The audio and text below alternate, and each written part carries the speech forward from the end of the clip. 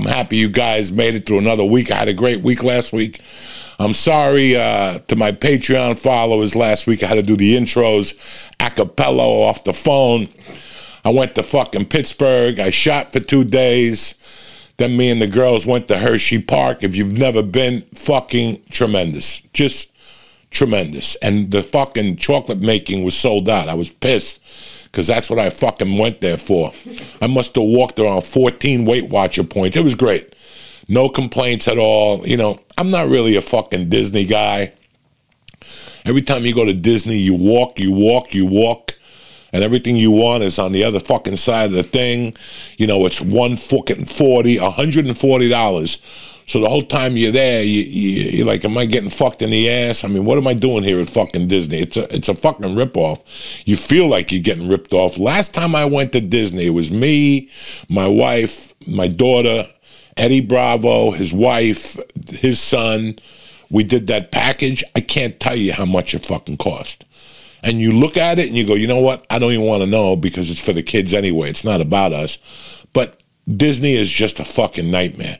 The time I went, right, and thank God they didn't let me in. Like sometimes people are doing you a fucking favor and you're too stupid to fucking know.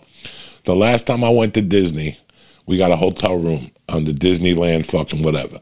Me and Eddie had conjoining rooms.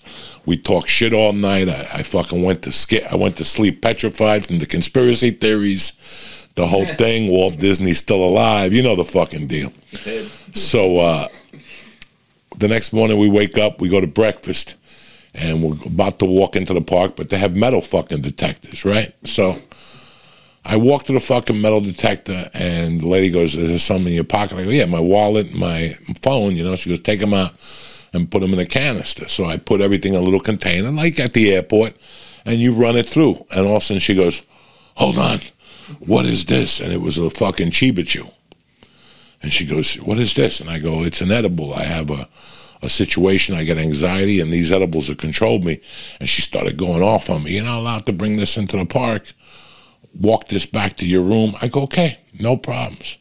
So I go back to the hotel, and I take a bite off the Chiba Chew, which is 90 milligrams, and I throw the other half away. I go, I'll come back later. I got like 25 of them upstairs. What do I give a fuck? So I bit half, and I threw it away. When I walked back, do you know what that lady said to me? She goes, you didn't go back to your room. You just threw it away. Now I'm not going to let you in. I go, what do you mean you're not going to let me in? My daughter, everybody was on the other side, and you're not going to let me fucking in. I go, let me talk to your goddamn supervisor here because something ain't right here. What do you care? Weed is legal in California. You know the deal. I have anxiety, and I got to walk for fucking 18 hours, you know. So finally they all circle me. The supervisor comes over. We start talking. The supervisor fucking goes, you know what? Let him in the goddamn park. Just let him in. What do you give a fuck? And I looked at it and I go, you don't get paid enough to give a fuck. You know, like, what's wrong with you? What do you give a fuck if I take it? It's not like I'm taking a fucking case of vodka and giving it out to little fucking kids on ice. It's my own little personal edible. Well, I got to tell you something. I'm lucky I only ate that half. Because when we went on It's a Small World After All, I almost abandoned fucking ship. You understand me? If I would have had a fucking parachute, I would have jumped off that fucking ride. I don't know if you've been on It's a Small World After. You sit down and it picks you up and you go through all these fucking deserts. They throw sand at you and shit. You know, all of a sudden you're in an ocean. You get hit with water. You're like, what the fuck is going on? But it's tremendous. I mean, listen, the one thing about Disney I liked is that it's clean. You could see that. Listen, I'm paying you $140, but this place is fucking clean. Now I don't know. There was a fist fight last year. COVID fucked it up. Who gives a fuck? I had a great time at Hershey Park. It was hotter than fuck this week. I mean, it was hot, Jack. It was hot the day I was shooting. It was hot. And I tell you, I love to shoot. You know, every time I shoot a TV show or a movie for 1 or 2 days, it makes me realize how much I miss that shit. I don't want to do 10 weeks on a fucking movie. I don't want to be on location for fucking 13 weeks in upstate New York at some fucking Motel 6 because they want to be secluded and you got to drive an hour to the nearest fucking hotel that's a 4-star. I don't want to deal with that. I just want to zip into the city, go to fucking wardrobe, throw on my little fucking fat man suit, go on the set, do my fucking 2 or 3 lines, because I can't remember anything more than that.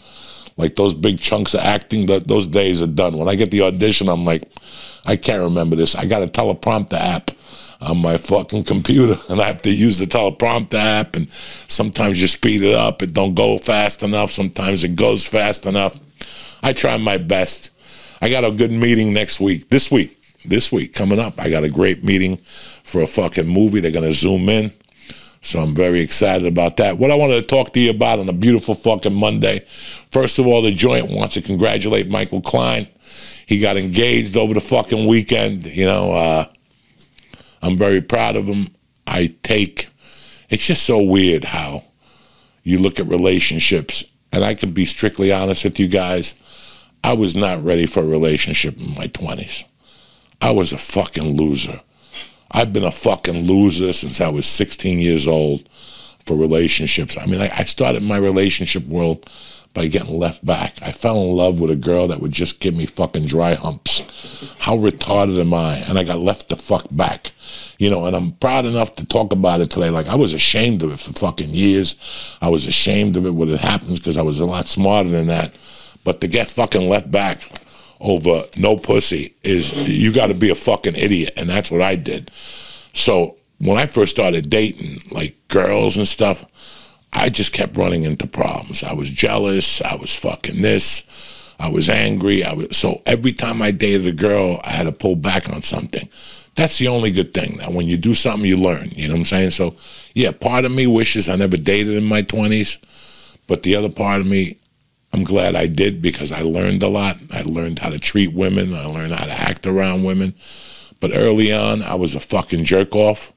I was a jerk-off in relationships till I was probably 32 or 33, and even then, I had fucking problems, you know? And that's why, before I met Terry, I was like, you know what? Listen, nothing wrong with slinging dick. Nothing wrong with eating somebody's asshole on the road that you met. You know, there's nothing wrong with that. It's natural. Procrastination is a part of life. God loves when you fuck. He loves it, you know? God loves it. And more kids, children of God, all that shit. God loves when you procreate.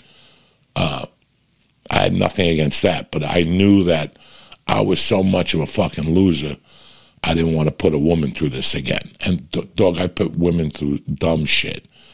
Like, I didn't give them a heartache. I didn't cheat on them, nothing like that. I just didn't have no sense of coming at a certain time, you know, like not coming sexually. I mean, like, you know, coming home at a certain time. I mean,